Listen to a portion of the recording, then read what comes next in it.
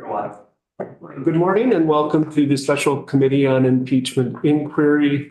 It is Monday, December 11th, 9 o'clock. Before we get started with our witnesses today, I'm going to briefly give an overview of what the special committee has done, why it was created, and give you a little preview of what we're anticipating for today. So earlier this year, concerns were raised about Sheriff Grismore related to a use of force incident that had occurred in the fall of 2022, a state audit of the sheriff's office, finding possible financial improprieties or irregularities, which resulted in an investigation by the Vermont State Police and the Attorney General's office regarding those improprieties. And then concerns of communities related to contracts with the Franklin County Sheriff's Office, provision of law enforcement services for various communities. So there were also separate concerns that were raised related to State's Attorney John Lavoie.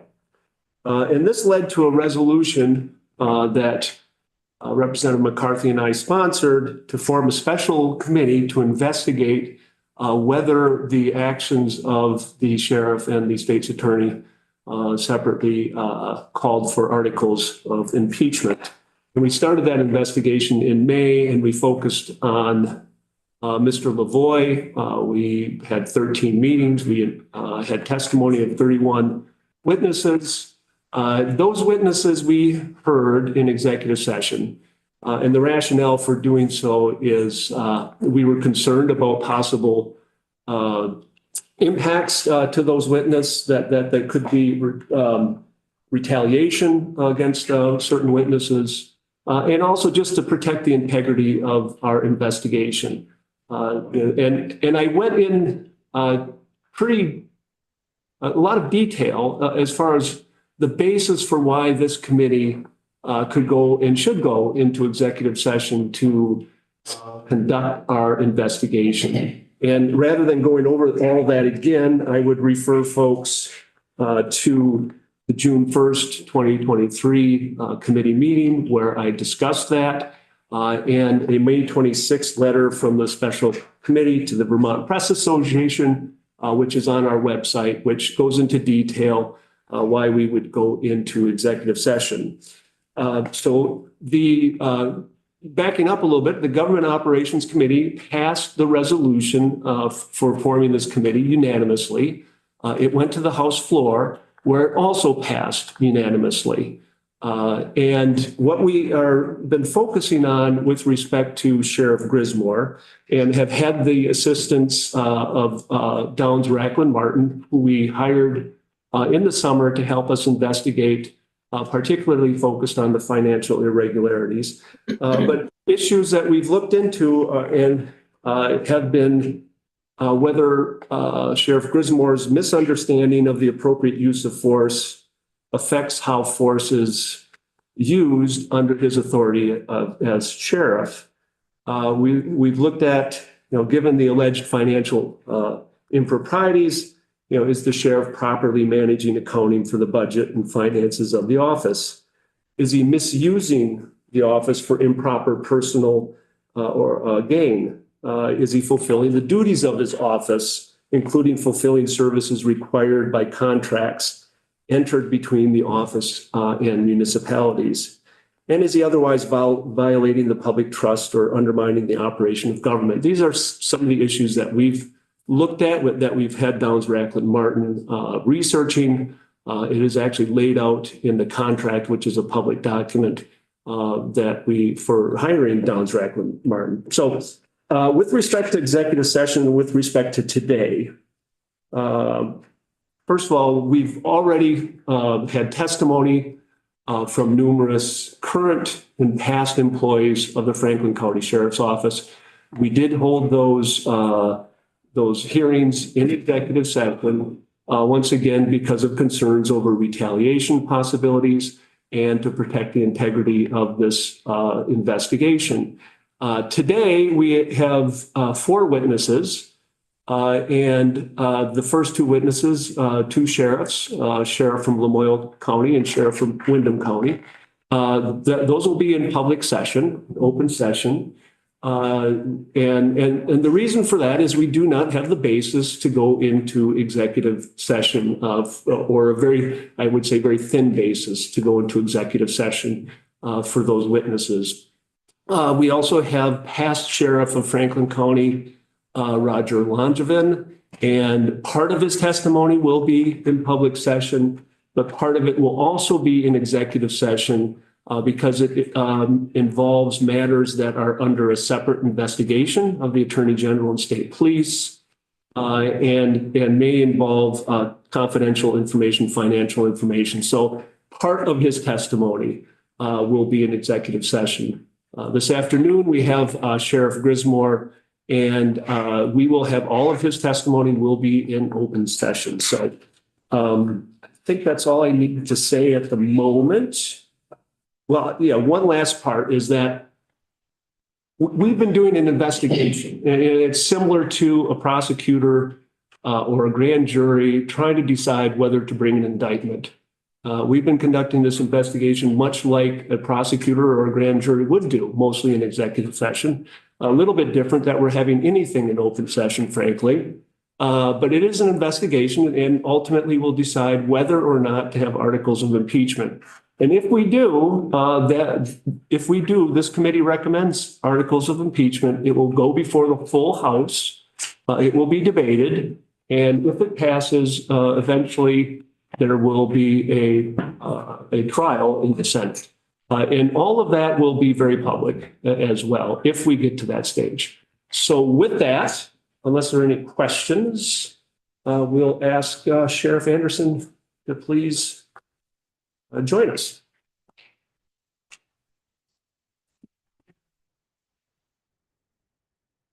And thank you for being here. And I'm going to turn this over to Representative McCarthy. Good morning. Good morning, Sheriff Anderson. It's nice to see you. We're going to start by swearing you in. I know that's a little unusual for a legislative committee, but we've been doing that as part of our standard operating procedure for the special committee, and I think we're going to continue that today. Do you solemnly affirm that the evidence you shall give relative to the cause now under consideration shall be the whole truth and nothing but the truth under the pains and penalties of perjury? I do. Thank you. And I'm sure that you understand that you are under oath and obligated to tell the truth just as you would be in a court of law. And as always, if you don't understand anything I ask, feel free to interrupt, ask me for clarity. And I don't think this will take too long, but if you need a break, let me know. Could you state your full name and spell it for the record, please? I can. Mark Anderson, MarkAnderson. Thanks. And you are currently the Windham County Sheriff, is that correct? That's right. And how long have you held that office? Since July of 2019. Could you describe your previous law enforcement experience? You don't have to give me your entire CV, but just to give a sense.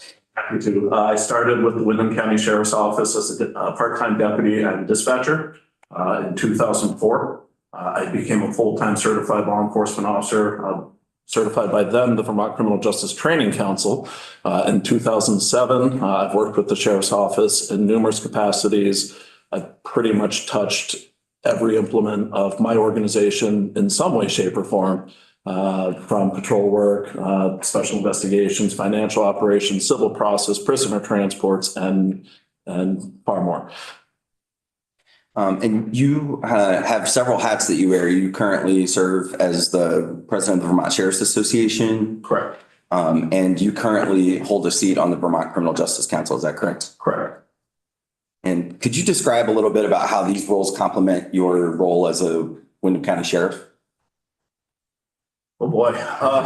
So the Vermont Sheriff's Association is an organization that is, by its bylaws, brings together all the sheriffs as directors of the organization. The purpose of it is to provide professional, educational, and accountability support to all the sheriffs.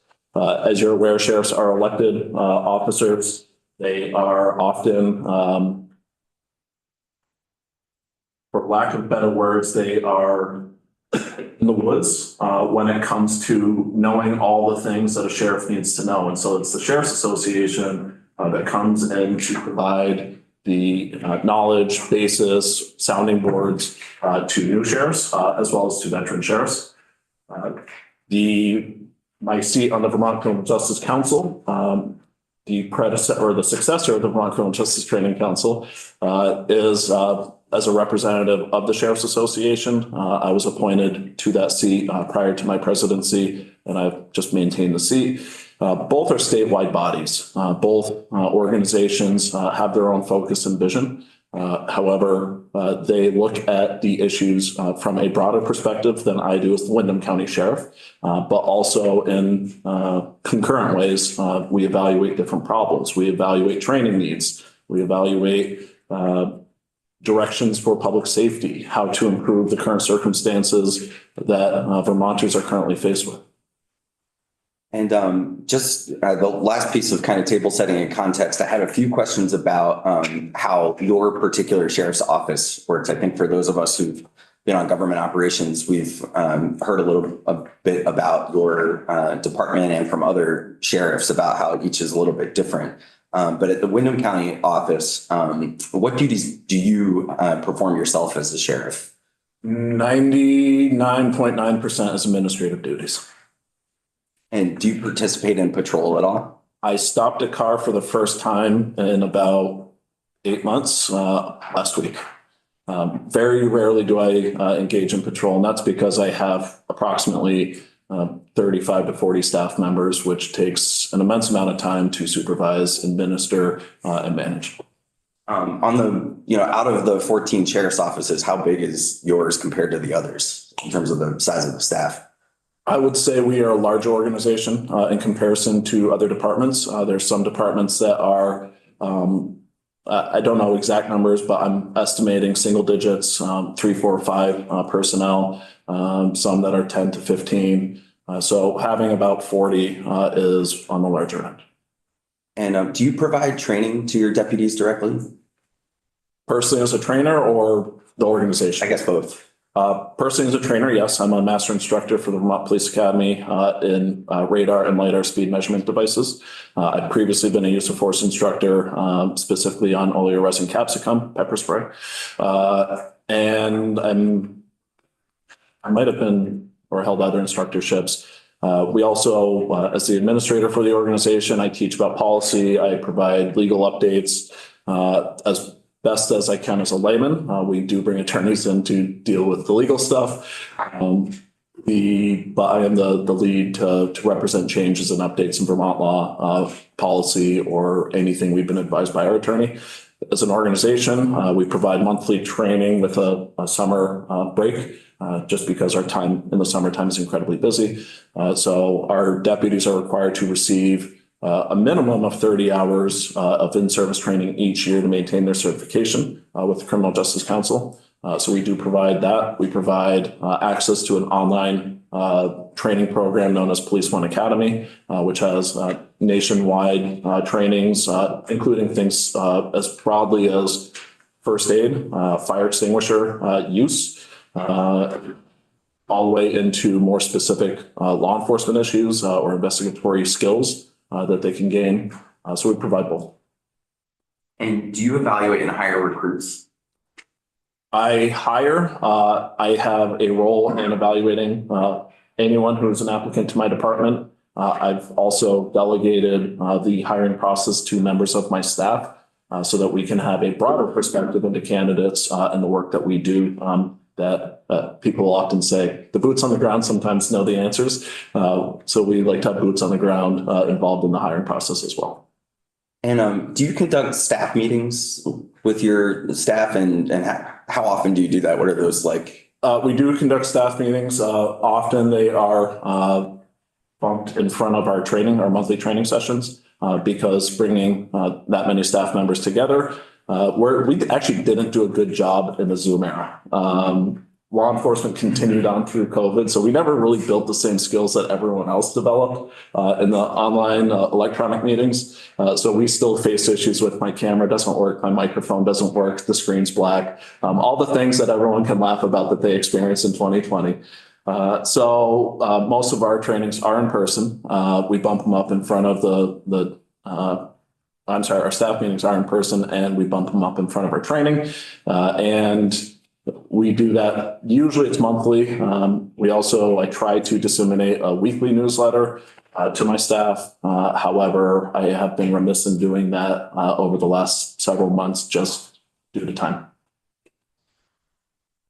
Great. So I have a few questions that are specifically about use of force and the decertification. So do you believe it's important for a sheriff to hold a law enforcement certification? I do. And why? So I have an academic answer. I have an operational answer. I attended the National Sheriff's Institute, which is a national program promoted by the National Institute on Corrections. They provide two programs. One's a jail administration program. Vermont doesn't have jail, so I didn't attend that program. The second is a leadership program.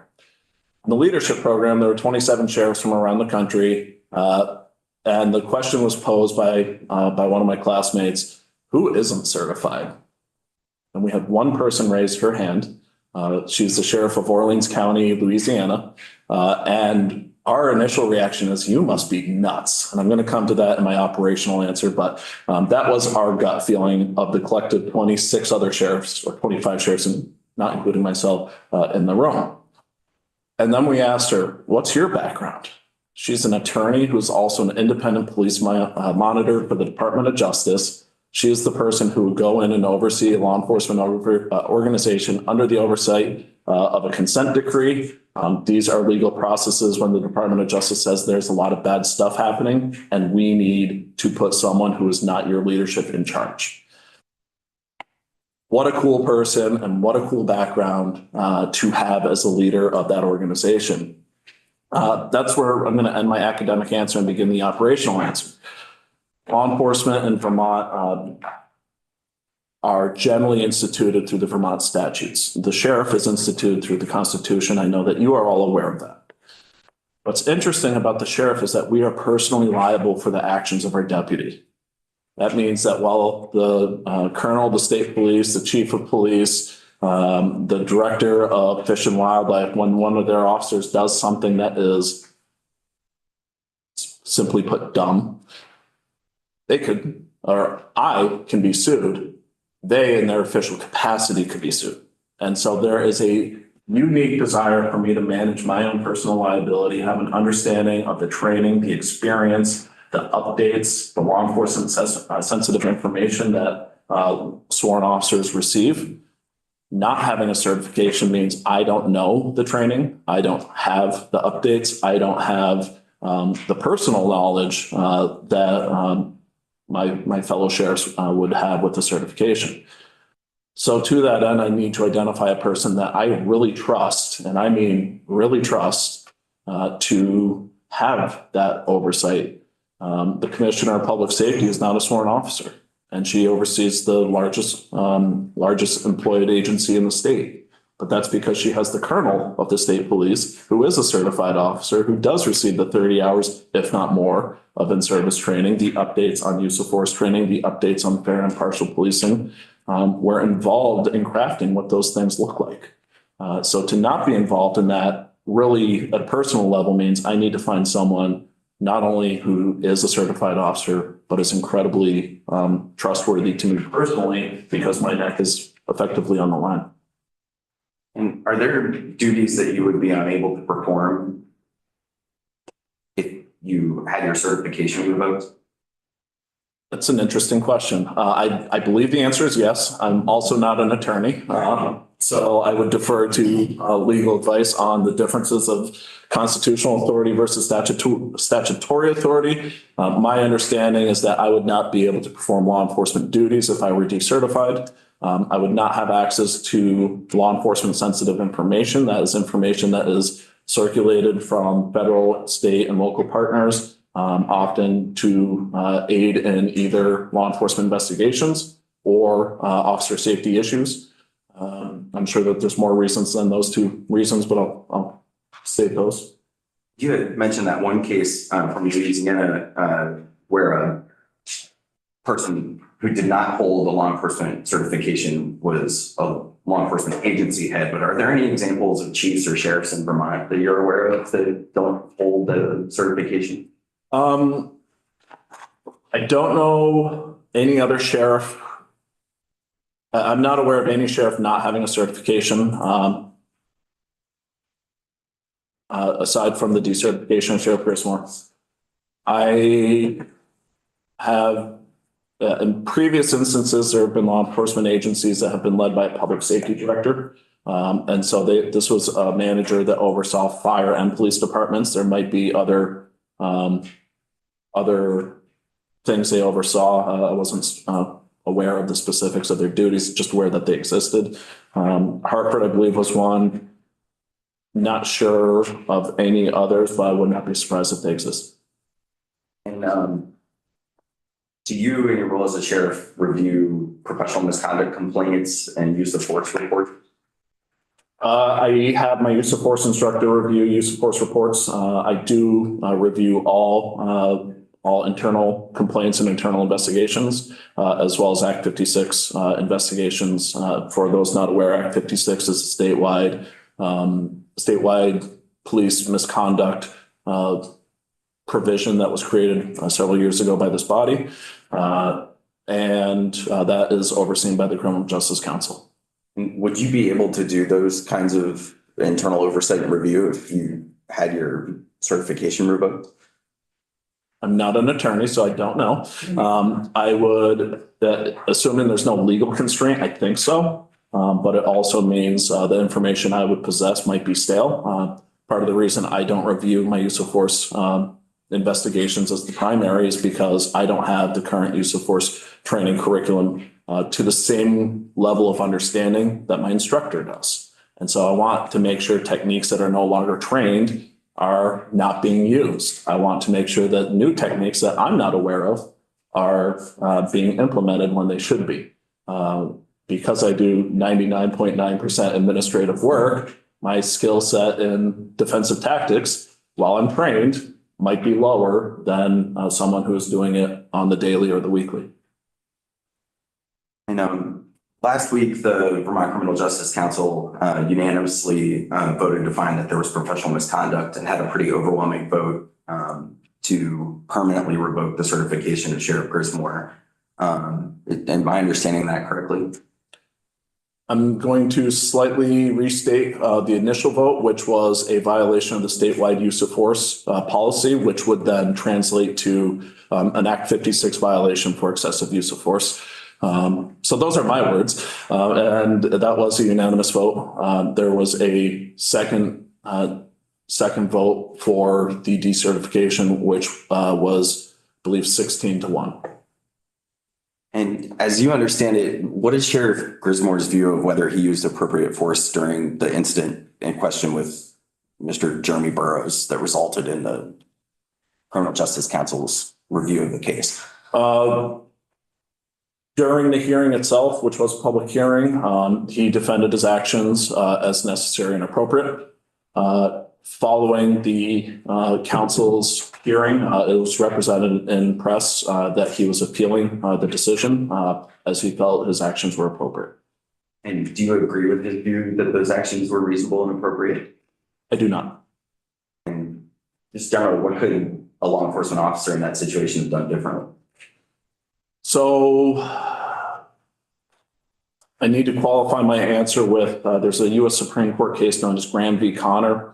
This is considered to be one of the primary tools that a law enforcement administrator, a use of force instructor, leaders within the Criminal Justice Council would use to evaluate what's known as objectively reasonable conduct. What we caution, or what Graham v. Connor cautions, is not to Monday morning quarterback. And so to say there are 20 different things that could have been done. The point is that the actions themselves could be reviewed in the comfort of this room, for example. And we could say, well, why didn't you do this? Why didn't you do that? But when we're asking an officer to perform split-second decisions where they are trying to analyze and determine certain outcomes, what is the government's purpose, I'll say. Sometimes a decision's made where in reflection we can say probably not the best solution. But that said, we can train about that. We can review policy. We can address that even through disciplinary processes when necessary. So are there other techniques or tactics that could have been used? Sure. And while the actions that we're seeing, I think rather publicly in the video that was on the news, a lot felt were distasteful. And I echo the thought. I can also see an opportunity where a full analysis of the entirety of an incident, the totality of the circumstances, we might say, well, we didn't know all these things beforehand. And that explains why some of the behavior was appropriate. The reason why I feel that there is opportunity or the conduct was inappropriate is because there wasn't really a clear government purpose. We have a person who was shackled with handcuffs behind his back, with leg irons, so basically handcuffs on the legs. The leg irons were wrapped around a metal bench. There's not a lot that this individual could do. And the premise that the individual is a threat to others could be easily solved by just leaving the room. Now, there's another premise that the individual is in their custody, requires, even while in their custody, requires their protection. So when he falls and injures himself, they do have a duty to respond. But that never really was clear to me that that was the goal. The goal was you need to sit down because I said so. And that really doesn't make sense to me of what the government's goal is. So Sheriff Grismore's consistently maintained that those actions were reasonable and appropriate. Do you think it's problematic to have a law enforcement agency head promoting uses of force that are inconsistent with the state's use of force policy? I do. And do you think it's important for a sheriff or another law enforcement agency head to model de-escalation and appropriate use of force? I do. If you or a deputy in your office had their certification revoked, do you think it would be appropriate for them to continue to work in law enforcement? I'm going to speak to the two separate scenarios. A deputy, there are two types of deputies. There's law enforcement deputy who provides law enforcement services. There's what's known as a civil deputy who can serve papers, things like summons and complaint for a eviction or failure to pay your credit card. So there are capacities in which a person could be a deputy and perform lawful functions of the office. That said, if they are in a law enforcement capacity, you cannot perform any law enforcement function without a certification. That's just straightforward. As sheriff, without a certification, I think I've answered this already, but to restate briefly, I would be terrified to not have a certification personally, and that's very much a self-interested reason. Is it possible to serve civil process without a certification? Yes. The responsibilities to transport prisoners, I think, become a little muddied. The responsibility to provide court security, the individual will not be able to, or I should say court law enforcement, really. The individual won't be able to do the law enforcement, but I suppose could do security. There are instances of private security in Vermont's courthouses currently. It's not the goal, but it does exist. And they would not be able to support victims, I should say, individuals involved with the final relief from abuse order and retrieving their property because that order requires law enforcement. All right, I'm going to move away from this topic and ask a few questions about the finance administration in the sheriff's office. How involved are you in the bookkeeping and financial duties like payroll processing in your office? I am incredibly involved. Do you want me to expand on that? I guess, if you could describe, I mean, some of the questions we're trying to get a sense of is, in the different sheriff's offices across the state, how are payments made? How many people have writing and signing authority? So if you could give us a sense of those questions and how your office handles the books and payroll, that would be really helpful. Happy to. So 50,000 foot level, we have from the auditor of accounts, Auditor Hoffer's office, what's known as the Uniform Accounting Manual for Sheriff's Offices. So this is an overarching document that all sheriffs use to have a consistency from department to department. The concept behind it being if my bookkeeper, my office manager were ill, we're not able to come into work for a week, a month, a long period of time. That I could call Sheriff Marcoux, for example, and say, can I borrow your office manager so we can run payroll this week? Because we are responsible to pay people under federal law. So as part of the auditor's manual's requirements, we have a variety of financial policies, how money is paid to vendors, how payroll is paid, how federal and state human resource law is followed. Basically, all the boring, uninteresting, factual things that must happen so that we don't end up before the labor board, before the court, before the federal organizations. So what you expect in a job, we do. We separate these. We have what we call internal controls. I'm not going to go into that because I am not an accountant, but that would be the appropriate person, if not an attorney, to more broadly define it. I'm giving a layperson's perspective, which is basically to say, we want to make sure money's not getting stolen. So as the sheriff, I am responsible for all of the accounts. I oversee all of the finances. I am bonded to the county to protect the finances. And so what that means is if I did something dumb with money, a person, a successing sheriff, a high bailiff, I'm not sure what other entities, but I'm sure other entities could file suit in the civil court against my bond, an insurance policy, if you will, to collect the money against what I did dumb. So our internal controls in my office separate what I can do with our money from what my office manager can do with the department's money. I am the signer of checks. Therefore, I do not create the check. And so if I owe Acme Tire Company money for the snow tires for our cars, I will approve and authorize the expenditure because, well, we need to pay our bills. But my office manager is the one saying, Acme Tire Company wants to be paid. Here's the invoice. Here is the tires that we bought. Here's the proof that we had it. And so what this provides opportunity for is that if I'm just saying, I'm going to write my buddy a check, my office manager can call the auditor of accounts and say, I think he's doing something fraudulent. So we've come to understand that in some instances, those in an administrative or a bookkeeping role can be paid by the county rather than the sheriff's office. Do you have anybody that has that role in Windham County?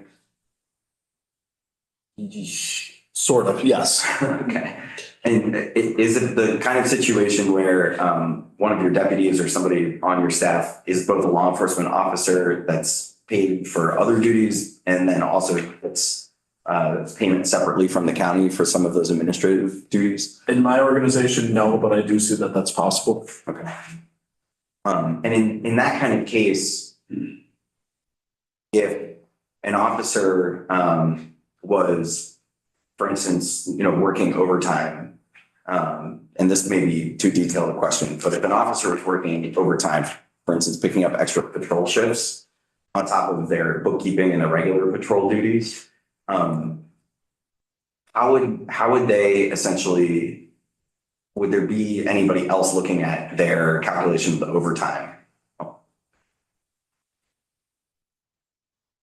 I'm not sure. As that bookkeeper. I'm not sure I understand the question. Could I give an outline of how my payroll process works? Sure. So I'm going to use my office manager. She is the person who does my bookkeeping. She is the person who manages the things, insurance policies, personnel files, complaints. So she handles all the administrative things. She's paid by my department. So the paycheck is from my department. However, that is a position under Title 24 that is paid for by the county. And so what happens is an intergovernmental transfer from the county to my office that pays the check. We serve as simply a pass-through. And the reason why we have it codified that way is I have more of a human resource function than the county does. County government is incredibly small. In fact, there's not a human resource director. So we are updating federal law, state law, as those things come out, because we have to. So my office manager is employed 40 hours a week. She is in an hourly position, but there's no money for more than 40 hours a week. And so she is paid based on that work. There have been times that she has been engaged by the contract side of my department, and I haven't gone into the structure of how sheriff's departments work. So if I need to, I'm happy to, but I have a contract with the state of Vermont to provide a service, and she was looking for an opportunity to make more money.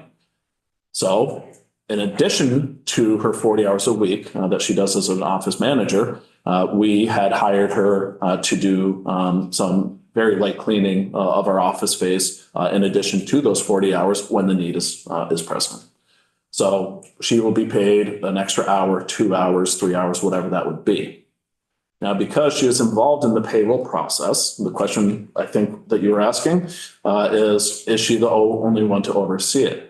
No. In fact, it's who scheduled and engaged her to do that work that sees her entry on her timesheet. So this is my captain who says, yes, we had her provide those cleaning services. Yes, it was 2 hours of work. He approves it. It goes into our master payroll document, which is ultimately signed off by either myself or by Paul, my captain. So we have several internal controls that is not her choosing what it is, that then either challenge or approve the payment. Once it is approved in the master payroll document, then we have to either sign the check or authorize the bank transaction through ACH. So there's probably about 4 different hands on the authorization and approval of a person's hours worked and the pay that they receive. And then we are audited. So every 2 years we are audited, and that is provided to the state auditor's office. And on the opposite years of those 2 years, we receive what's called a compilation, which is, I'll call it an audit light. They look at all the same documents, but they don't verify the validity of the documents. And so they are not calling Acme Tire Company and saying, did the sheriff's department actually buy these 40 tires? In a compilation, they don't do that, but in an audit, they may. So we've become aware that, especially in some of the smaller sheriff's offices, that there are law enforcement officers who also have responsibility over payroll. Do you think it would be appropriate for such an officer who had payroll responsibilities to calculate their own overtime or sign their own paychecks?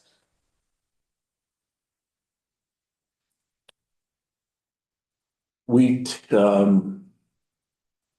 99% of the time, no.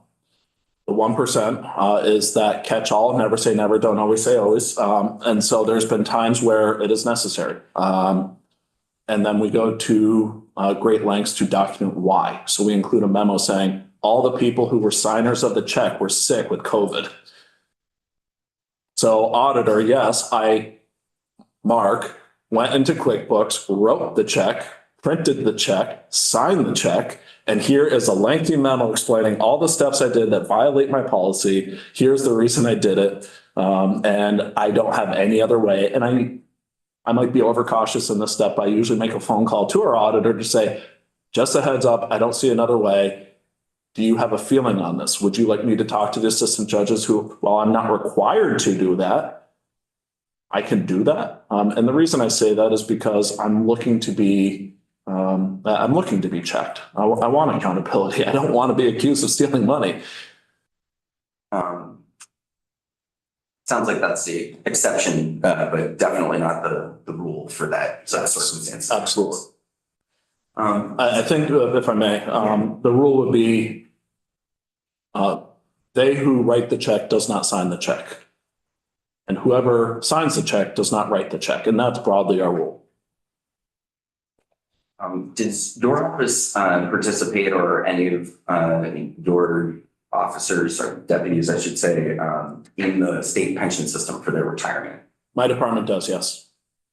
And how are the retirement savings and pension structured? Do you like there? I know there's employer and employee contributions, but could you talk a little bit about how that works? I will say, first off, it's very painful for my department. But that is that is a matter of legislative policy, not this inquiry. So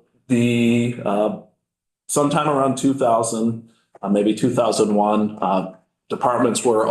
sheriff's departments were allowed to become members in the Vermont State Employee Retirement System.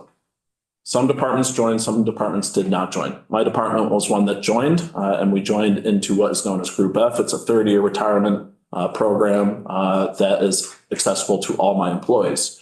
Part of that system requires in perpetuity that we always be members. To that end, our retirement system is calculated by, I believe, the legislature. And so the ADEC is established each year, which says how much money we need to pay for retirement. We pay that money to the state treasurer's office once a quarter.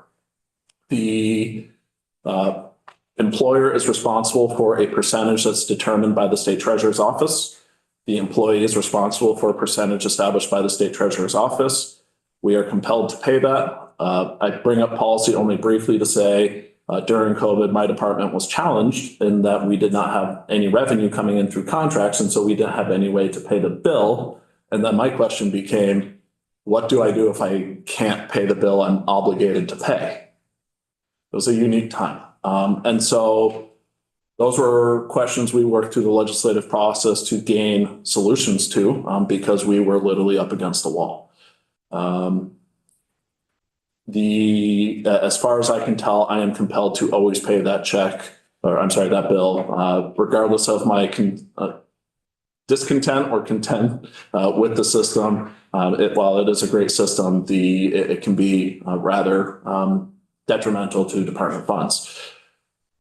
My office also offers the opportunity, it's a voluntary opportunity for employees to have a 457 deferred compensation program. So that's in addition to membership. All full-time employees are required as a matter of law to be members of the state retirement system, but they are not required to be a part of the 457 deferred comp.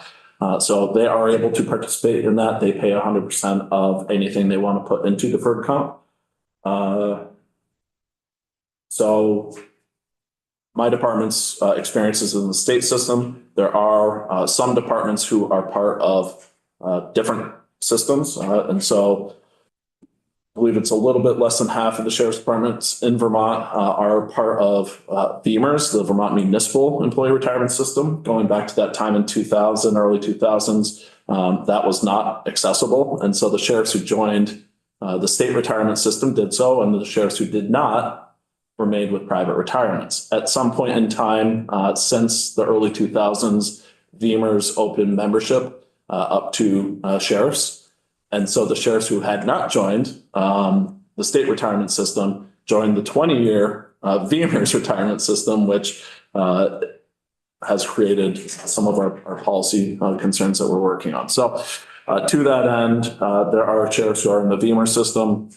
My understanding is that system, the rails of how the system work are fundamentally the same. The state treasurer's office says this is the employee and the employer's contribution. I believe there's one department which continues with a private retirement system, which I would imagine would be a 401k, but I'm not sure the legal constitution of the private retirement. So those of us who are on GovOps have spent a lot of time on pensions. I'll just do a tiny bit of acronym busting and say that you mentioned an important acronym, which is the ADEC, the Actuarially Determined Employer Contribution. And that's the amount that you said a sheriff's office that has employees participating in the state employees retirement system has to pay quarterly. So my question to you is, if an employee wanted to get out of that system, didn't like that retirement setup, would they be able to come to you and would you be able to sort of pay them that money instead under any circumstance? No. A full-time employee, no. So a sheriff wouldn't have the authority to say, you know what, that can go into your 457, go ahead and put your retirement money that was going to go into the state system into another account. The advice I was given by my department's legal counsel is that we have to pay the state retirement. And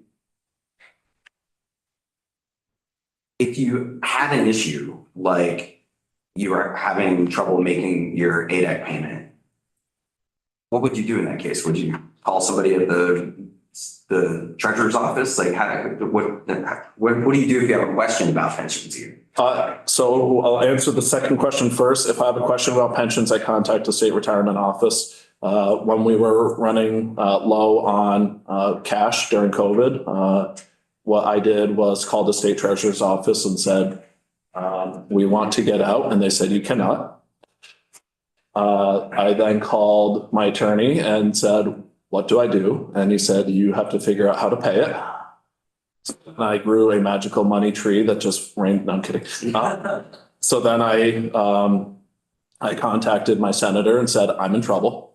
The law prohibits me from accessing the federal funds because we do not classify as a independent organization. So we were not eligible for the payment protection plan, which if you look at the financial structure of sheriff's organizations operate in Vermont, it's like a business.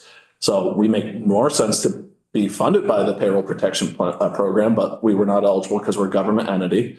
The states, I forget which acronym it was, but one set of federal funds that were supposed to make governments whole, that was held at the state level or at the municipal level through many different efforts. The county funds was about $110 million, which was far more than Vermont counties needed, but the entirety of the $110 million or roughly thereabouts was distributed to municipalities. And so while I'm sitting here with a sizable quarterly payment and sizable payroll and sizable many other bills, I was scratching my head saying, what am I supposed to do? We, working with my senator, we passed a session law that allowed the county for a period of time to use its emergency funds to support my retirement payment. I also took a loan from the Chittenden County Sheriff to have cash so that we could pay our bills. And ultimately we had to pay back the Chittenden County Sheriff once the revenue returned. So I'm glad that y'all were able to work that out. And our difference in county government versus other states and the way that federal money was structured, notwithstanding, is it your understanding that those ADAC payments are important to the health of the corpus of the pension funds? And what I'm really getting at is it your understanding that the money that you and your employees pay into the retirement system, that the retirement system depends on that? It would seem logical to me. I don't know the importance because to me, it kind of feels like I send a check to a black hole. And the way the system works, I don't want to deny the value of the retirement system, but the way the system works, it's not money invested as money back to the individual. Rather, it is the individual has a defined benefit that they will get at the completion of 30 years. So it does make sense to me that it is needed. It also makes sense to me that with the unfunded liability the state carries, that it is incredibly necessary that revenue comes in the same sense that I needed revenue to come in 2020. And I'll editorialize for just a moment and say that with the last couple of years of us working on pension policy, it would be very difficult to maintain the pension funds without active employees paying into the system in order to have their future defined benefit be there for them. So I'm going to move on from this pension conversation and ask you a few questions about contracts before we wrap up. Now, you had mentioned before, Windham County's got town patrol contracts. How much of your business is that, and how many towns do you serve? We serve, I can get a firm number if you need it, but roughly 13 towns and or villages. That accounts for, I'm going to estimate, roughly $400,000 of revenue each year. And have you had any difficulty maintaining the staff you need to perform the patrols for those contracts? Currently, no. I'm proud of that. However, there have been times where, yes, we had one contract where we were to deliver 40 hours a week to the town. And another police department had recruited the deputy who was providing that service away. And so we had, I want to say, about a 6-week period where we were working to recruit and fill that role. So we were providing less than the 40 hours a week in that context. And I know there are differences in the way the contracting works, but to continue with that example, did you receive regular payments from that municipality? And how did you communicate with them that you wouldn't be able to have those hours filled for that time period? So the way my contracts work is that I take the number of hours that we're committed to, and we deliver the language in 2 forms. Form number 1 is to say we're going to provide an average of 40 hours a week, or actually usually in those cases it's about 38 hours a week. The reason for that is because we contract for 2,000 hours as opposed to 2,080, which would be 40 hours a week. That accounts for holidays. So that's why it's a little bit lower than 40, but we're targeting 40. When we can't meet that, then we provide more hours throughout the period of the contract. And so with law enforcement, we never know when the emergency is going to happen. We don't know when we're going to require 2 deputies in the town at the same time as opposed to 1. So throughout the period of the 1-year contract, we provide a total number of hours to the town. And so our contracts delineate not only our average number of hours we're targeting, that's the programmatic goal, but then we also delineate the hourly rate that we charge, the total amount of the contract, and deduce what we provide or don't provide. In the context of the town where I lost the employee for a number of weeks, the first thing I did was I contacted the town manager and said, well, I have a problem. And so we had a discussion on what our strategy was to fill it. And how we were going to support them through the 6 weeks that we didn't have the personnel. We still did provide service, just again, not to the full 40 hours. And then we accounted for the number of hours and said we can stretch this over the period of the remaining weeks of the contract. So I want to say that was fairly early on in the contract year, maybe August. We run a July to June contract. So we said we can do 41 hours a week. We could bring in a person for these, for the holidays or for periods of time that is important to the town, and we would target those times. So it's very much a collaborative effort because going back to my previous statement, we very much operate like a business. This is customer service. If my town isn't happy, in 12 months or less, they can say we are no longer doing business. And if we're no longer doing business, then we either pivot or we reduce.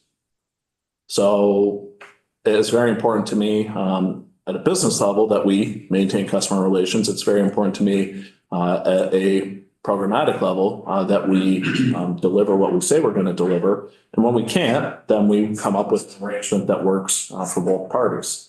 So in the context of, I have another town that similar issue.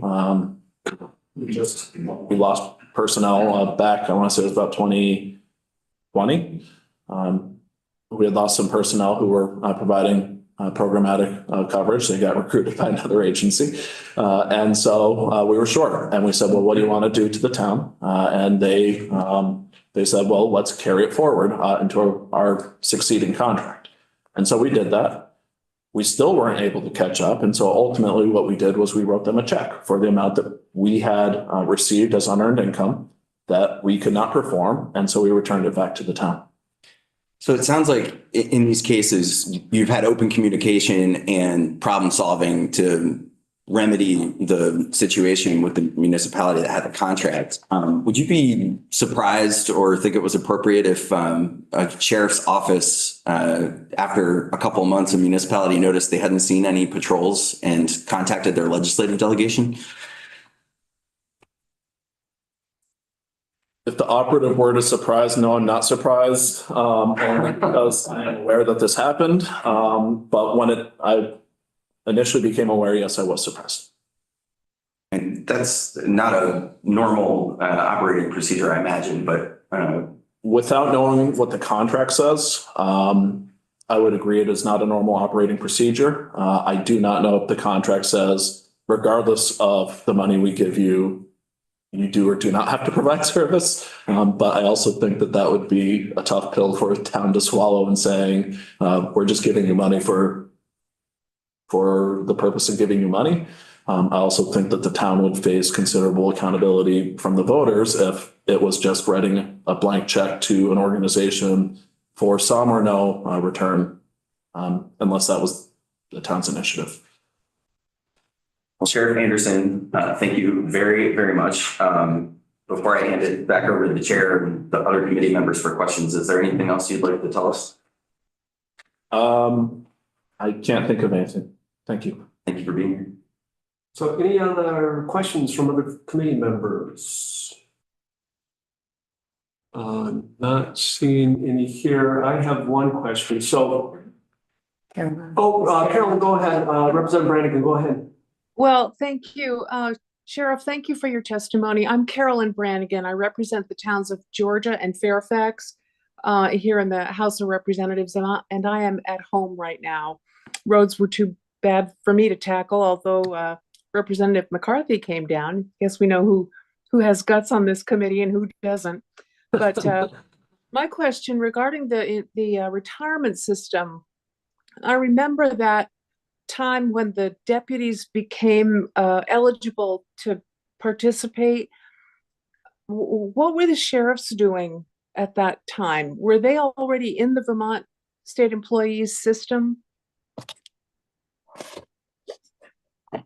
I don't know if I can answer that question accurately, but I would suggest deferring it to Sheriff Marcoux, who I believe was working within the organization at that time.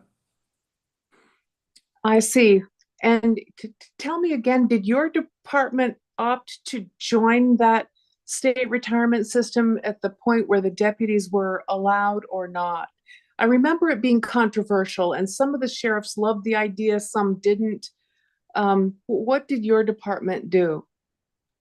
So I don't know what my department did at the time. I've challenged what my department did at the time and have not yet seen the documents from the treasurer's office of us signing in perpetuity to join. However, I will say our practice has been to pay the treasurer's office, and our personnel do receive benefits from Group F. So I assume we do, but that would have been under Sheriff Bill Graham, who has since become deceased. And Sheriff Anderson, okay. just to clarify Representative Brannigan's question, I'm sorry to interrupt Representative Brannigan, but you are not the sheriff at the time that your office joined the state employees retirement system, right? That's correct. Thanks. Okay, thank you. I thank you. I appreciate that. Representative Dolan. Yeah, thank you for coming in this morning. I just have some clarifying questions to ask. I appreciate this. So you talked a little bit about if you were to not be a certified officer in your position, that there would be significant personal liability, which I think is important. Can you share a little bit more about what would be the impact on the sheriff's department or the community? And I guess without you being certified, but also holding that personal liability, I feel like I just want to understand that a bit more. Sure. So in my organization with 40 some odd people, 35 some odd people, somewhere thereabouts, I do far more administrative work. And so if I couldn't go arrest someone, if I couldn't write a ticket, that doesn't change my organization's delivery of contracts in that context. My contracts don't rely on me or my time. In a smaller department, I'll use the Essex County Sheriff's Office. Sheriff Colby does do patrol work, and it's a far smaller organization. And so that would be very detrimental in his organization if he could not personally perform any acts. To what degree, I would defer to Sheriff Colby. However, to the point of supervision, you don't know what you don't know. And so if you don't know what you don't know and you are ignorant to training, updates, any activity or actions that are inappropriate, then I'm not sure how the sheriff themselves could necessarily be the one to do the evaluation. But again, I think that there's constructs in place, either through sound legal support, state attorney, through a chief of law enforcement within the organization. Again, describing the structure of the Department of Public Safety, I think there's a construct that you can have a non-sworn sheriff perform the function. The case I provided from Louisiana, certainly there's a strong basis of foundation, awareness, knowledge, training, and support for a non-sworn officer. But that's unique. Okay. And I guess, and I don't know if this is a fair question, do you feel like general community members understand that difference of that if an officer was certified or not certified, the things they'd be able to do and why it could be important in one community? I feel like I wouldn't have that information, but I also don't know, like during a campaign or election piece, is that something that comes up or? I don't know either. Okay. Okay. And then my other one is around the pension retirement piece of it. So I really appreciate you going over the process of how payments are made and such. So say you as a sheriff or even as a deputy had a really great idea, like, let's try something different. Let's do something different to do that. It sounds like you have a lot of people that you know that you would check in with to see if this was a good idea or not. Yes. Okay. So how concerned would you be if a sheriff just disregarded all those resources you could check in and just started a new idea? I'm speculating on details I don't know. But generally speaking, if I became aware of a sheriff doing something I felt was illegal or unlawful, if I received a call from a member of the department, if the things that would happen that would cause someone to say, this doesn't smell right, I would, number one, recommend they contact the state police, the attorney general, the auditor of accounts, our external independent auditor who's hired by the auditor of accounts. There are many people to engage. I'm aware that many of those people are already engaged. I will say that I did receive a call from one Franklin County Sheriff's employee who raised concern. And I said, for the purposes of conflict, I'm the president of the Sheriff's Association. I am absolutely the wrong person to conduct this investigation. And therefore, I recommend that you contact all of these people, and here are their phone numbers. And then my last one is just with the Vermont Sheriff's Association. Is there a qualification to be on that you need to be a certified officer? Our bylaws is that if you are the seated sheriff, then you are a director. This is a new crossroads that I don't think was ever contemplated in our bylaws. So we have not evaluated that. Okay, so is that a topic of discussion? Just the fact that you said like this is a new era, like trying to figure that out. That discussion the Vermont Sheriff's Association is going to be having? I anticipate it in the future, yes. Thank you. Welcome. Other questions? I just have one. I'm wondering if you're concerned about the impact that the incident with Jeremy Burroughs has, and the impact of Sheriff Grismore's continued defense of that action, the impact on the public's view of law enforcement. Is that a concern of yours?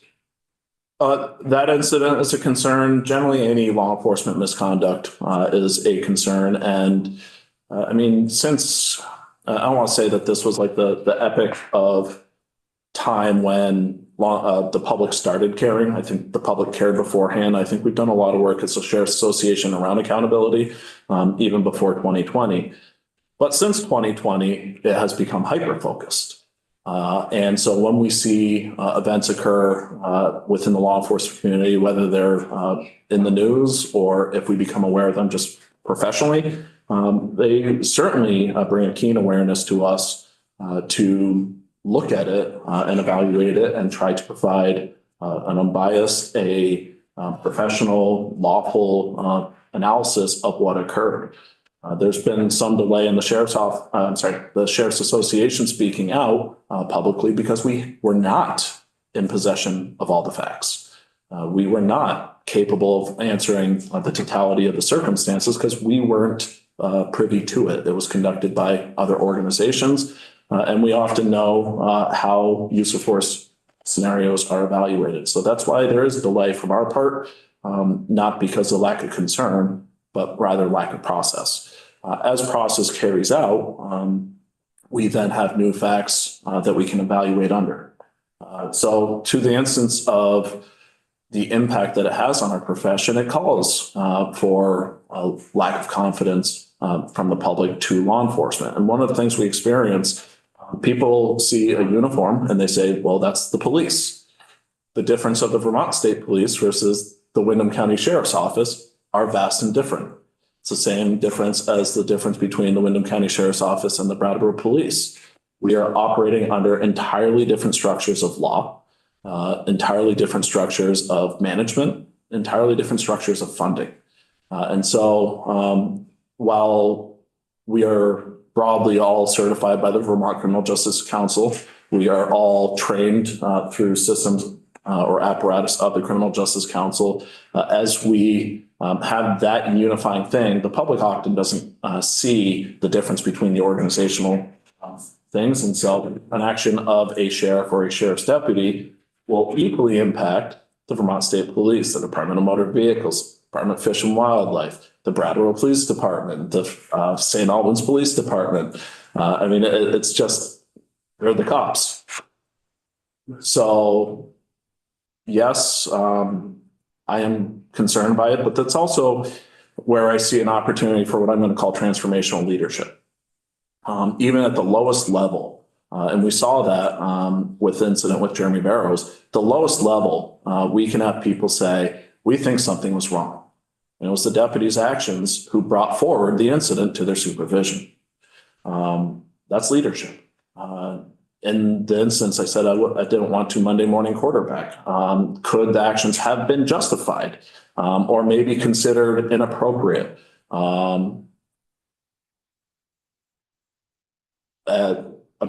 Considered inappropriate, but also could there have been a path out of that? Sure. The council had a variety of tools at its disposal to evaluate what's the solution to this, what's proper, what's appropriate. I mean, this is a body of, I think it's roughly 24 people with, I think, 19 present because the Professional Regulation Committee can't be present. So pretty much the full council, a broad depth of experience, including law enforcement and members of the public, who chose the most serious resolution. I think that that's also a show of transformational leadership and saying, not to say I speak for the council, but it's a sign of transformational leadership saying, we just don't see a resolution. Had there been any sort, and to be clear, I'm speaking just for myself, had there been any sign of maybe there was a different way, maybe there's a growth opportunity here, maybe Sheriff Grismore evaluated it as appropriate force. But I could see how there's a different analysis and maybe there are other opportunities. There's other training that can be delivered. Had that been any of the discussion, certainly there's a possibility that I think there would be open and willing ears. But when you publicly defend in the hearing as well as in various forms of media, your actions were appropriate, and the actions of two deputies who actually followed the policy in the room, who had the experience through the whole event, who said we didn't feel it was reasonable. Well, under Graham v. Connor, which uses an objectively reasonable force standard of a law enforcement officer, we had two people who were present through the whole incident, the two deputies who were present through the whole incident, who said, we felt this was not reasonable. They did a good job. They showed leadership, they showed good skills, and we didn't see that there. To see additional public rhetoric, I understand Sheriff Grismore is defending himself legally. He's defending his career. He's defending himself personally. I understand that there have been things, including death threats. I don't know the details of them, but death threats made to the agency, which is entirely inappropriate. But it's also, it's not appropriate to blame others for your own actions. So I'm concerned by statements made in the council hearing and afterwards and beforehand, yes. So just one final question. Do you believe that the investigations, in particular, the special committee's impeachment investigation, is anti-law enforcement? No. Thank you. All right, so I appreciate you being here, and we will move right into Sheriff Marcoux. And Representative Byron is going to be asking the questions. And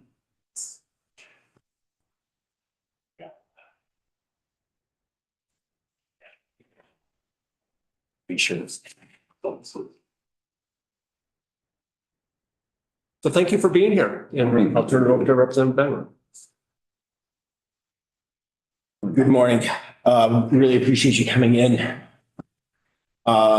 Just starting off, we're going to swear you in, just as we did with Sheriff Anderson.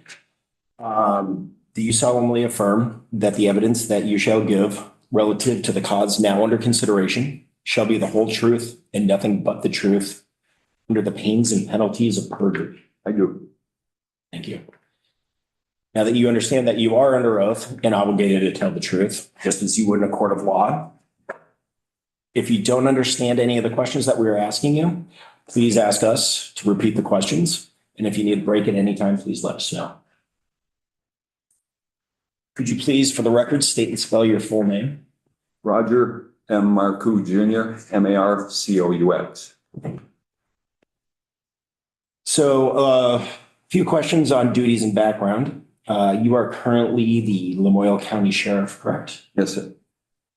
How long have you held that office? 22 years. Could you briefly describe or just describe any previous experience you had in law enforcement? Yes, sir. I became a certified police officer in the state in 1980. I, for a very short time, was an auxiliary state trooper. And in April of 1980, I became a full-time police officer for the town of Stowe. And in 1981, became a full-time police officer. I'm sorry, my first stint was with Hardwick. In 1981, I was with Stowe. And in 1984, I was seconded to the Drug Enforcement Administration for a brand new drug task force that was established at that time. From 1984 to 1996, I worked as an investigator in that capacity. In 1996, I was seconded to the State Department and worked in the country of Haiti for the U.S. Embassy there for 5 years, a little more than 5 years. And in 2001, I was appointed as Sheriff of Lamoille County by Governor Howard Dean to fulfill the term of Sheriff Gardner Menashe, who had passed away in office in December of 2000. Yeah, that's an impressive background. You've done a lot. It's a broad range of work you've done. Thank you for the service. Continuing on the conversation of service, do you currently serve on any boards and other law enforcement leadership roles? Yes, sir. I am currently the first vice president with the Vermont Sheriff's Association. I have been on the 911 board since 2001 and have served as chair in that capacity for for near half that time. I am on the executive board of the New England High Intensity Drug Trafficking group, and we are based out of the Boston area. And I'm sure I'm on some other. Fair enough, fair enough. Yes, you're certainly a busy man. So just some questions around duties and the department, your particular memorial office. So how many employees, how big is your department? Sorry. How many employees do you have? How big is your? Currently, we have 36 employees, and prior to COVID, we had 53. We lost a lot. We worked the entire time at the hotels in Chittenden County, and we lost a lot of our employees through attrition. So we're currently at 36. Okay. Do you participate in patrol work? I participate in the patrol division. For us, that's 24 hours a day, 7 days a week, primary law enforcement for 3 towns, Hyde Park, Johnson, and Wolcott. And I don't go out on patrol. However, any investigative situations that come up, I'm very involved in, not as the primary lead, but as the advisor, and I take a look at everything that's going on to make sure that it's going in the right direction, given that I spent the majority of my career doing investigations. Last Sunday, not this Sunday, last Sunday, or last previous weekend, we spent from Thursday to Sunday executing search warrants and what have you. I was very involved in that. And could you describe, please, what type of training you provide to deputies? Our deputies, once a month, as the committee may be aware, there's a requirement for all certified law enforcement officers to have 30 hours a year of training. So in order to hit that minimum benchmark, we have training once a month. So generally what we'll do is I'll find subject matter experts, and I have a training coordinator within the office. And we'll find subject matter experts to talk about, we had taser training last week. So the subject matter expert goes through that training, and then we always have a policy component to that, so that we make sure that people understand the practical training. This is how it fits in with the policy of the department. We have generally deputies or their supervisors may find extra training a week out of state to a particular training. And we assess our budget and allow people to go to those. Right now, we're currently bringing a company out of Maine into Vermont, hopefully next spring, to provide death investigation training, which is necessary for any police officer that goes to a untimely death to be able to investigate that properly. How directly involved are you in hiring of deputies and recruits? The applications, we're very, very lucky where we have a command structure in the department. It's taken 22 years to get to what I don't think I've ever had anything better than what we have right now. So the applications come to one of the sergeants, where our captain's position is currently vacant. But it comes to the sergeant. The sergeant sits down with me, the other sergeant, and we recently hired an executive officer, which is an administrative position, which Representative McCarthy might know, Gary Taylor. And we go through the applications, the applicants, because when you're a sheriff's department, if you're currently full staff today, you better have somebody on the bench because that changes, can change month to month. So anyways, I go through the applications along with them. I take the recommendations and Then we usually have an interview process for folks just coming in just to see who might fit, not only skill-wise, but the chemistry of the department. How often do you conduct staff meetings?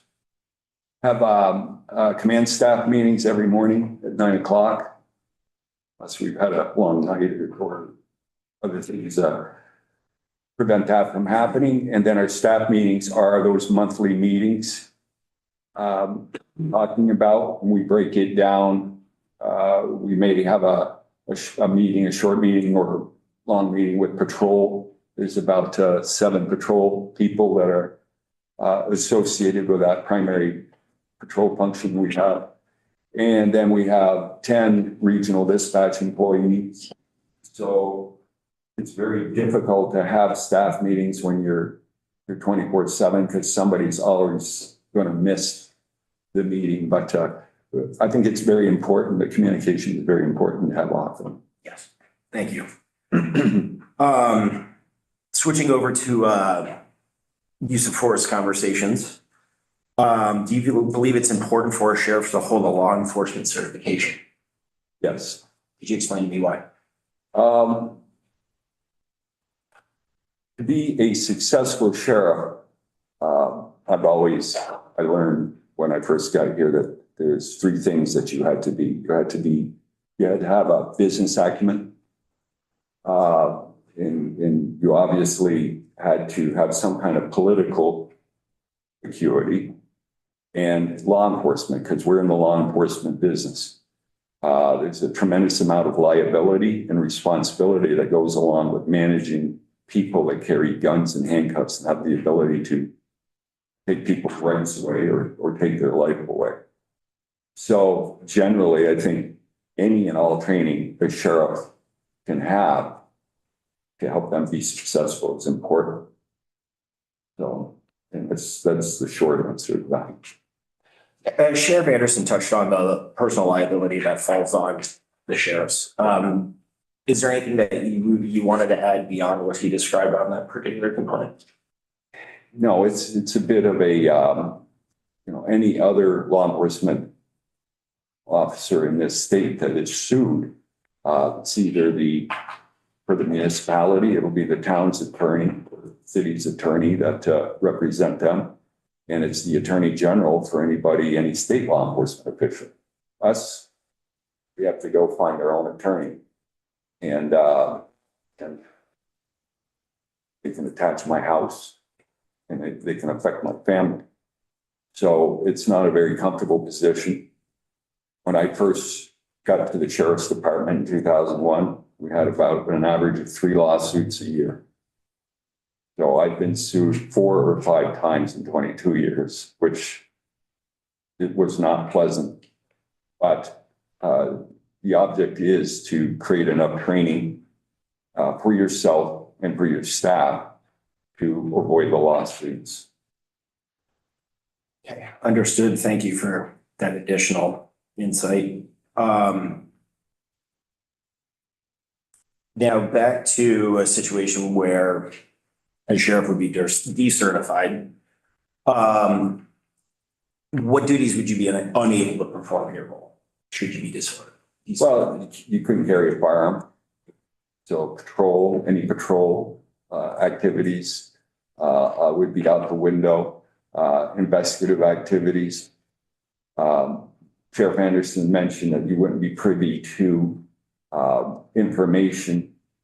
So my sense is that the Commissioner of Public Safety is privy to everything that's going on, within their organization. So I'm not sure that you couldn't take the tests for some of the data systems that we use. So you may or may not be privy to that information. But the appreciation of how important it is to manage evidence, and the audit of evidence. And there's just some things that you could not be around. Part of my duties, unfortunately, is that I get called out at night to go back up my deputies, either in a dangerous situation or an investigation, a death investigation. Unfortunately, it's not as often as it used to be. But the thing that we don't talk about sheriffs is that sheriffs are elected. It's a popularity contest. That does not make you a leader. And so if you want to be an effective sheriff, you have to lead from the front. My deputies enjoyed tossing me around at a use of force training here a couple of months ago. So I have to do the same thing that a 22, 23-year-old has to do. And I think that in my department, I'm very fortunate because I can feel that they respect me because of that. Yeah, no, that makes total sense. Thank you for that. Are you aware of any other sheriffs or chiefs in Vermont that do not hold a law enforcement certification? Other than Sheriff Grismore, no. Do you review professional misconduct complaints? I do. Could you talk to me a little bit about what those may or may not look like? So if we have a complaint, unless it involves one of the sergeants, we talk about it at the command staff meeting, what happened, what came in.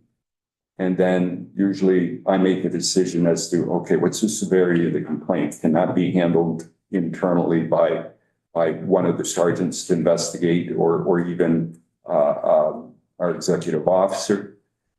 Does it constitute a credible Act 56 violation? If it does, then we have a certain, I think it's 10 days to contact the Criminal Justice Council and let them know that we've got such a violation. If it's a violation of law, state police are contacted to investigate it. So there's different levels of complaints, violation of policy, all the way up to a criminal complaint. And then I assess everything. Okay. And if it's on me, if somebody complains about me and wants to make a complaint about me, I refer that to the state's attorney generals. And as far as reviewing use of force reports? Yes, I review use of force reports. And those are important roles for sheriffs to be able to perform, obviously the oversight. Can they do this type of work without the certification? Some of it they could, and some of it they couldn't. And, I think it's a case by case basis. If I were to lose my certification for other than some kind of malfeasance or something I did wrong, I think I could still manage my office to a certain point. I'd have if you think of the state police structure, I'd have somebody who's in charge of my duty people. The regional dispatch is all civilian. Well, they're deputies, but it's a civilian operation. So there are some instances where a sheriff could continue without having a certification, but my operation has taken me 22 years to get it to this level. And I think that some of the smaller departments would struggle just simply because they don't have the structure that we have. So it's very much the literal apparatus that you've built, but you. Yeah, it's the literal answer is, yeah, maybe some things yes, some things no. Do I think it's a good idea? No. Okay, thank you. So you serve on the Vermont Criminal Justice Council. And No, I do not. That's okay. That's Sheriff Anderson. I have to listen to what they say. Gotcha.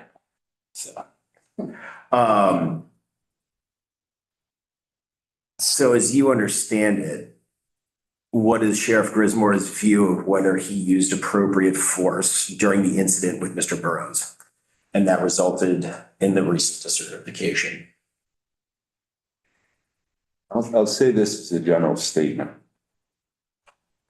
This committee is taking a lot of time to hear testimony from people so that you can arm yourself with all of the facts, both in his, in his favor and, what appears to happen in the video. It's a criminal case out there where investigators took a lot of time to conduct the investigation, both financial and the use of force. The Criminal Justice Council took a lot of time to take a look and they voted to be certified. I don't have all of that information. And it's just my nature, my training as an investigator to have all the facts before I make the decision.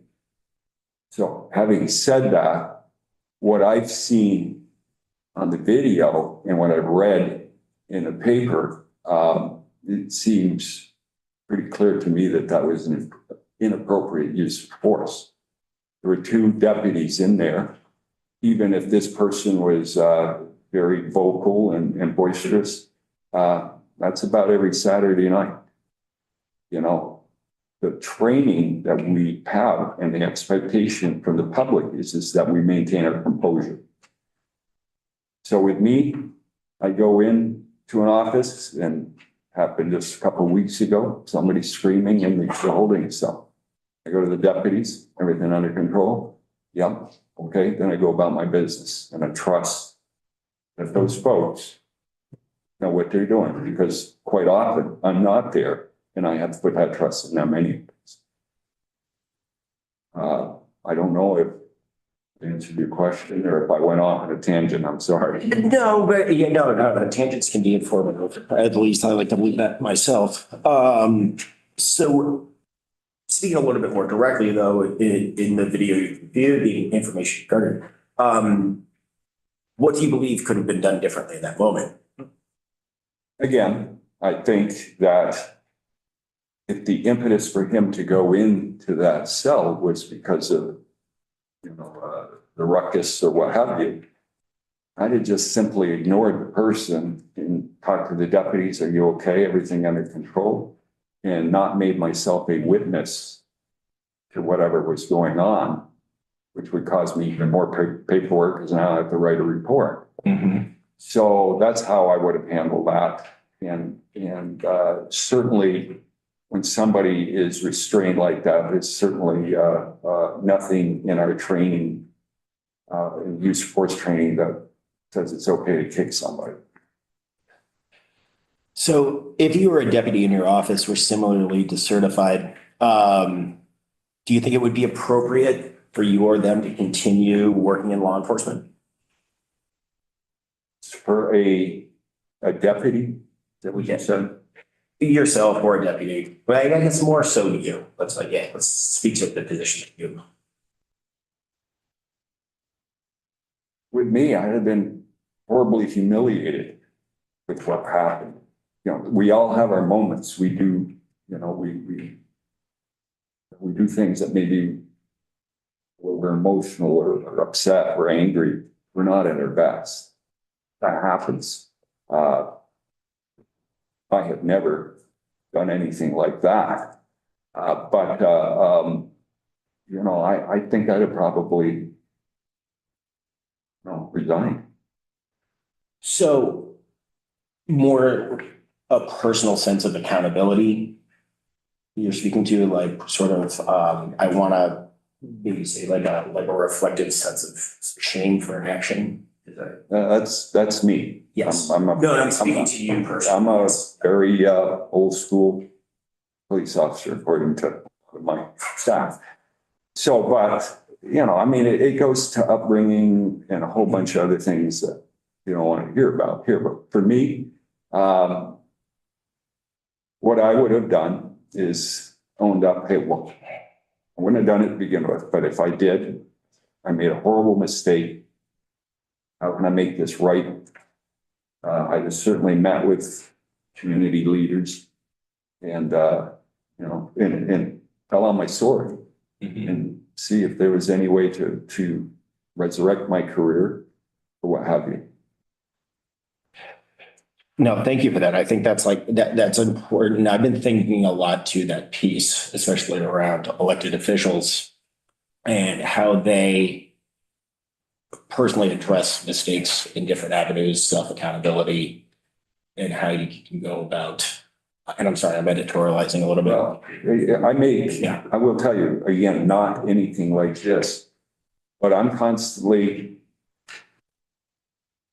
I make mistakes even after all of these years, administrative or what have you, or the way that, I may handle or make a decision that is wrong. And then I have to sit down with my own staff, with my subordinates and say, look, I had it to do over again. I would probably do that this way and that way. So it's just part of the communication that you have to have. But your people have to realize you're a human being as well. So, and it's what you do about a situation after it happens that, plays a big part in managing. Yes. So yeah, being the model of the department, you're the leader of the organization. So it's important for you to be that Yes. entity Yes. that invokes that system. Yes. No, thank you. So moving on to the next section, I want to talk about financials, counting, pensions, et cetera. How involved are you in the bookkeeping and financial duties like payroll processing in your office? I'm very involved. We have 2 front office staff, and I have had an accountant who unfortunately passed away over the summer rather unexpectedly, and he was a big part of our organization. So I have a business manager who is also our HR person, who is also does our payroll. Both of those people in the front office are longtime employees that are cross-trained.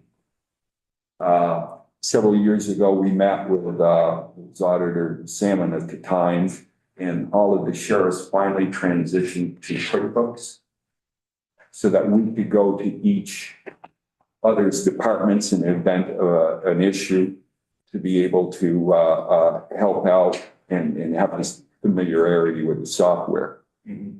I meet with my staff throughout the day. I'm in their offices right next to mine, and we're constantly in communications. We have a lot going on at our department business-wise. So I'm very involved. Okay.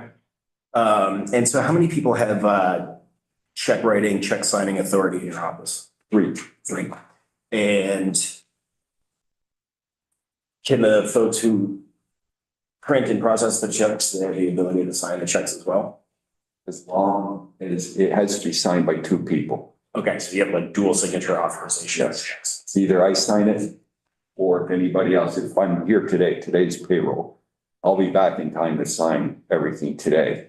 However, if I wasn't, they would call me and ask me if they had the authority for both of them to sign the checks. That's the only way, according to our policy, that can happen. I give the authority, and then one of the sergeants and the bookkeeper sign the checks. Understood. So, but that's like an internal policy that you designed specifically to your. Well, it was recommended years ago with one of our audits that we do that.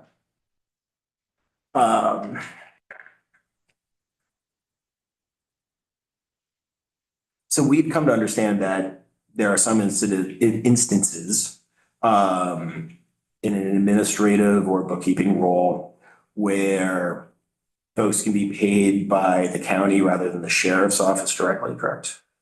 Title 24 provides for that, for bookkeeping and secretarial assistance. And is that something that you have to navigate in your office? Yes, we just had our budget meeting with the county last week.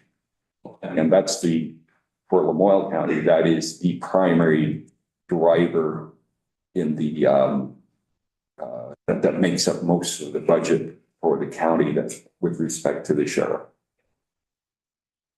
Now, would it be appropriate for officer or deputy who had payroll responsibilities to calculate their own overtime, sign their own paychecks?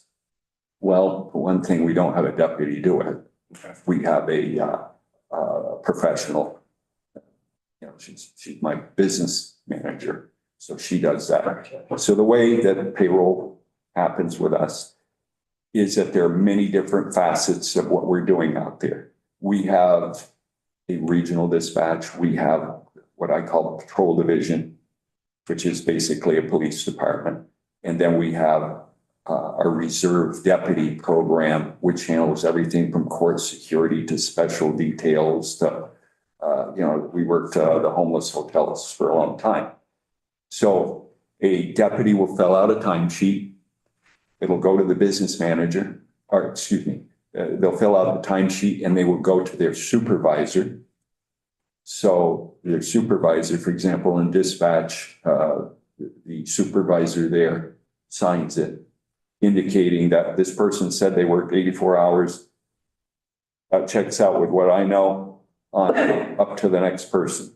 And then it goes, after the supervisors have seen it, then I get it.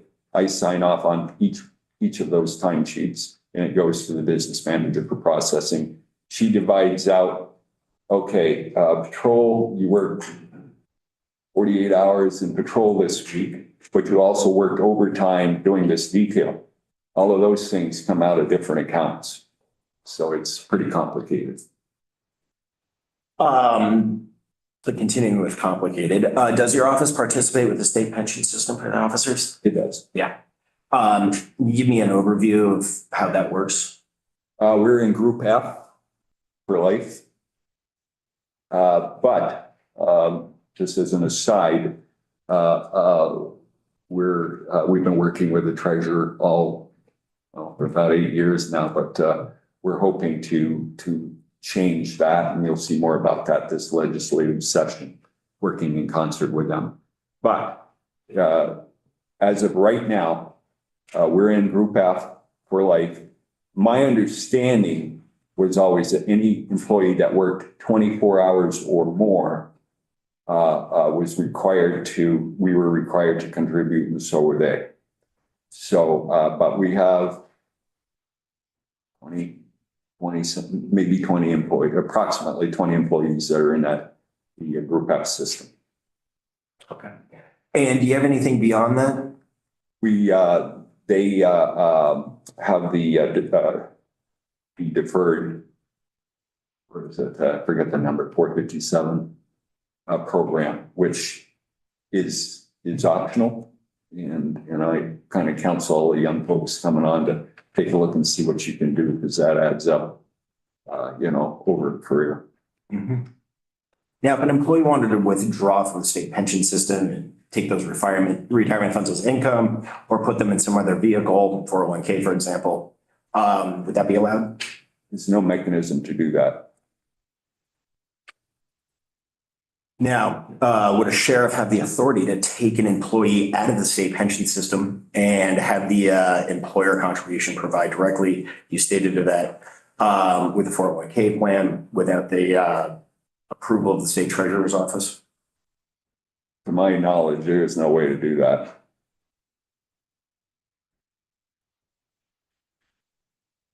Now, do you have any protocols in place to ensure that payroll and other financial decisions comply with state law and regulations? Well, we had a auditor, which was our checks and balance person. So the next I have to do this week is put a call into another potential auditor. But, this is not my forte. It is not what I've been trained in. I've learned a lot in the time that I was there, but we need to have some professionals that talk the same language as the auditor's office and the people that they employ or they hire to come and conduct our audits every other year. I just had a meeting with that company last week with our business person because this was our year for compilation, where they take all of the information. And I asked if they had any recommendations for anything we could be doing differently. And they, complimented our person that we're right on task and everything's going well. So again, to go over that, I think you need an auditor to check, to check what's going on, because what do I know? Some things I catch. but I'm not an expert in it. Do other sheriff's offices have a similar approach to this process? I don't know. Okay, so. Well, I shouldn't say that. When Sheriff Langevin terminated Sheriff Grismore, he asked that our staff go to St. Albans because they didn't even know how to do payroll. So we went and we spent, the ladies spent a lot of time going back and forth up there. And I do know that there is an accounting firm involved in St. Albans. I know that. Thank you for that. Now contracting with towns, how many town patrol contracts, excuse me, does your office currently have or on average service?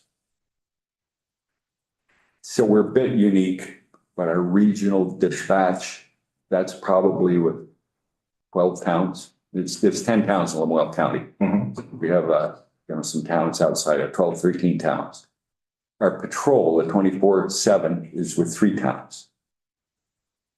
And then we have contracts with the state, with the Agency of Human Services, particularly particularly Sheriff Anderson and my services that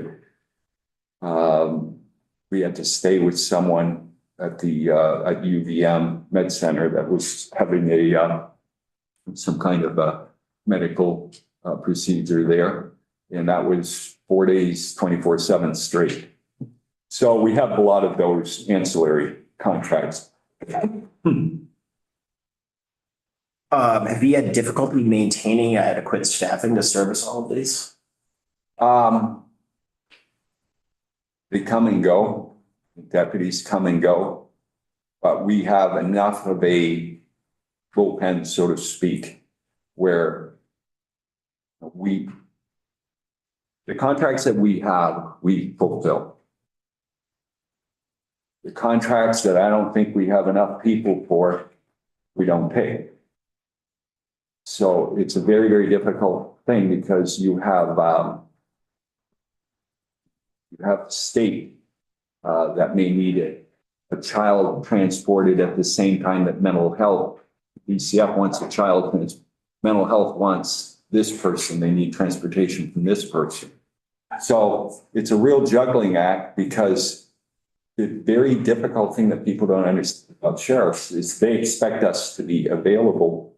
But I could have a day where somebody was expected to work court and then the case resolves, and all of a sudden that person does not have any work the day.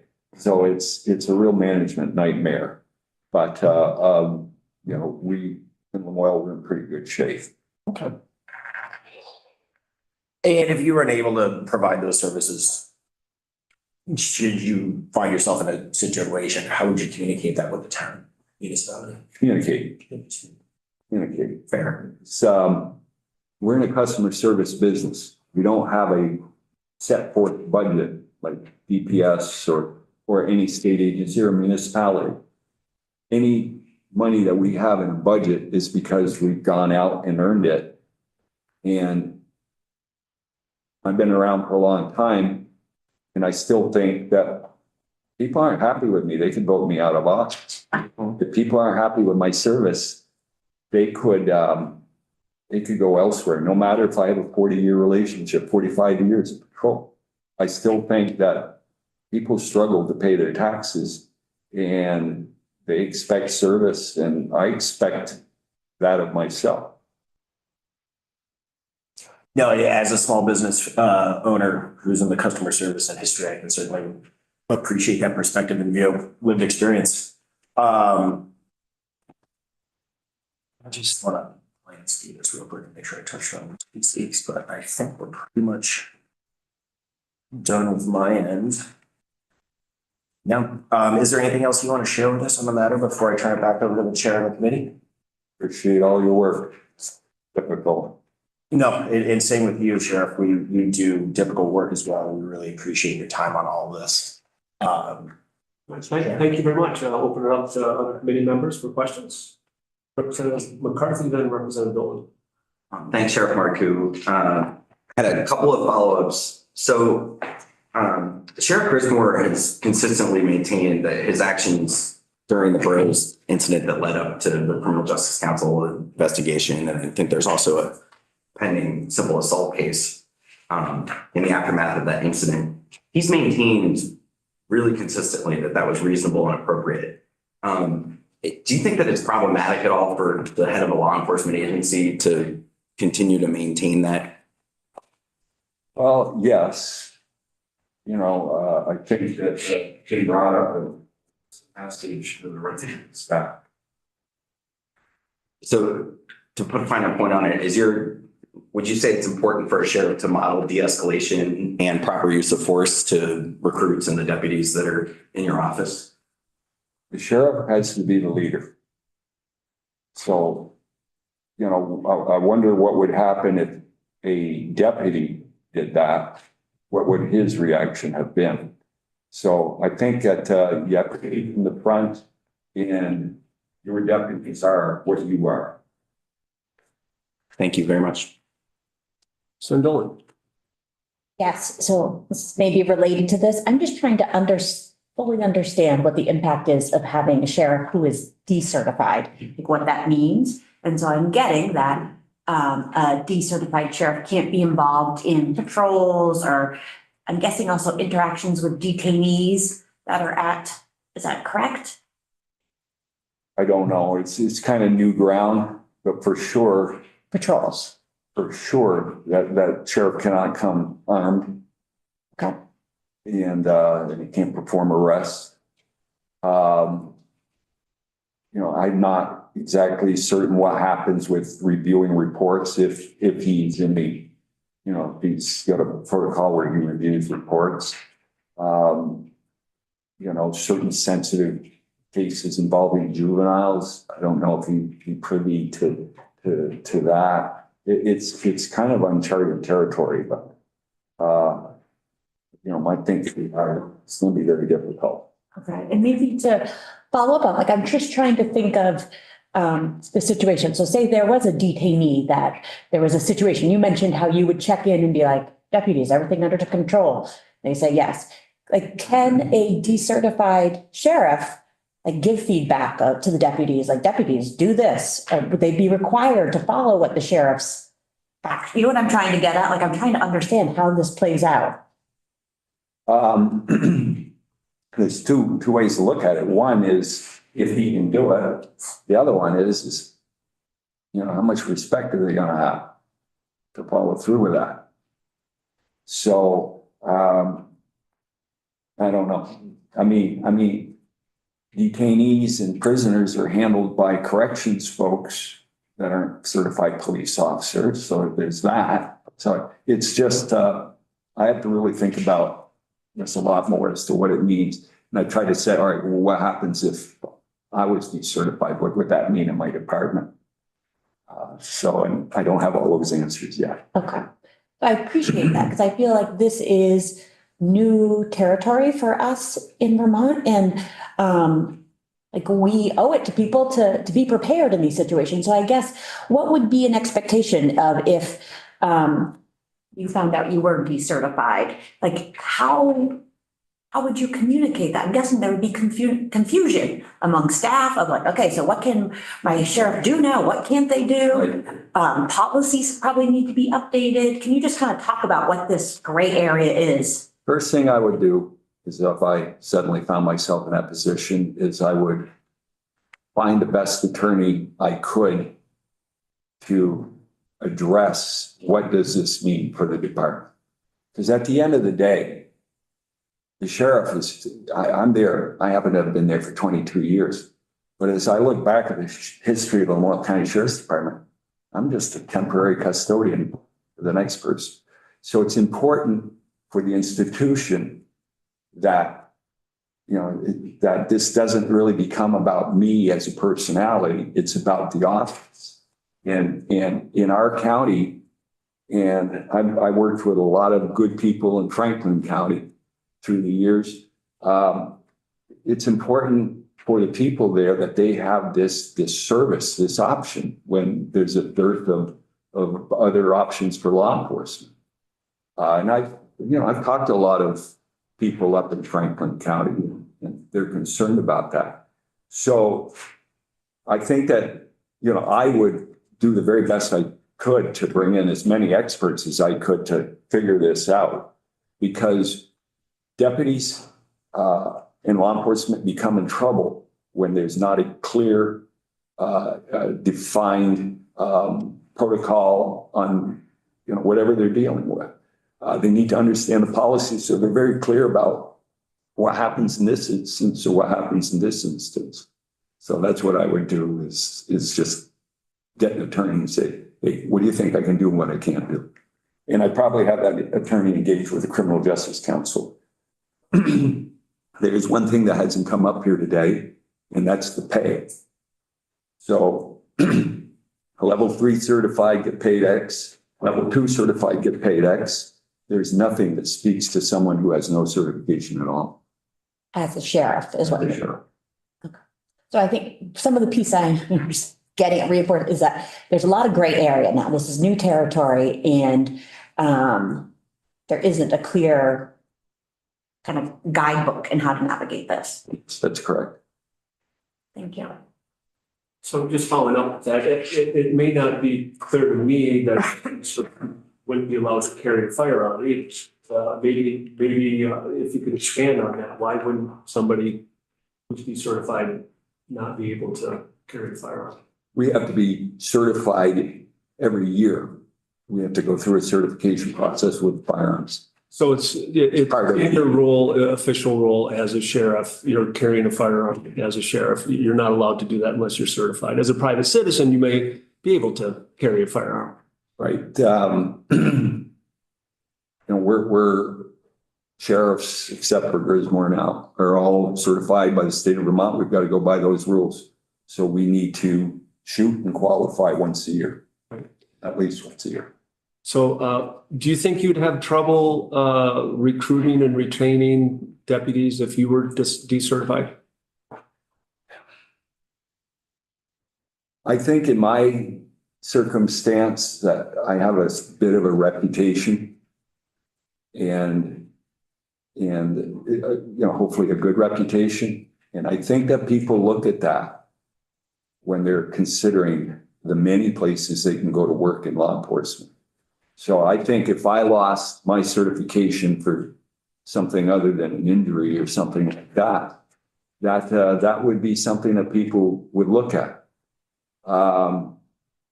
We had a holiday gathering last Friday night for staff and their spouses or partners and children.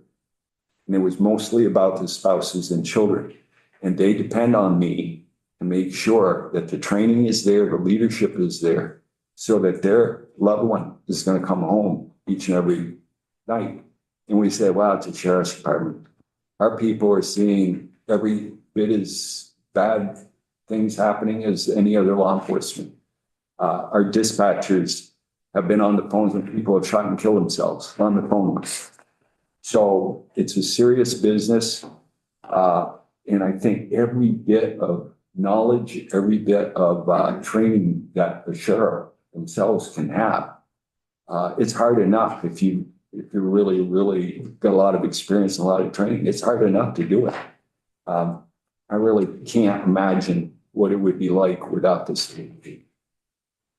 Just one last question. So these proceedings, these other investigations that are going on, do you think that they could negatively affect somebody's willingness to become a law enforcement officer? Sheriffs have taken an awful hit over the last legislative session because of Franklin County, because of Addison County, because of Orange County. Situations that always have us in a negative light in the news. Pardon my voice. So this stuff isn't helping. We're trying to build a professional group here. And Well, let me make clear that that's kind of the underlying issues that happened in Franklin County and Addison County. I guess my question was more specific. The accountability that the council is providing, the accountability that we're trying to provide in this committee, if that has a negative effect. I think it's needed. I think that we need to be transparent to the public with checks and balances, because police can talk all they want. I think it needs to be different, separate committees, organizations, what have you, that are providing the checks and balances for us. All we have to do is do our job correctly. And then I think that this committee can help the rest of us as much as it could, much more than it could hurt us. Right. Appreciate that. Thank you very much for your service and thank you for being here today. Do we have so we're going to go off live and take 5 minutes.